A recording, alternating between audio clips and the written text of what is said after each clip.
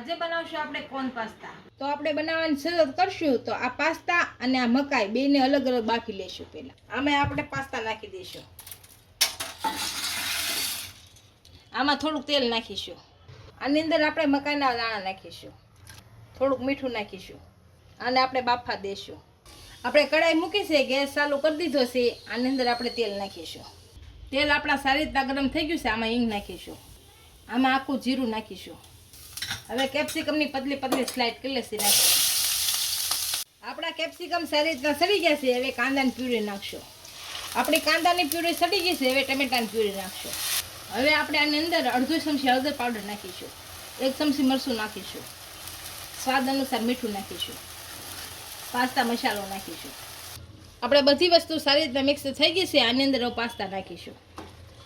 હવે મકાઈ નાખીશું અને ભેળવી નાખીશું.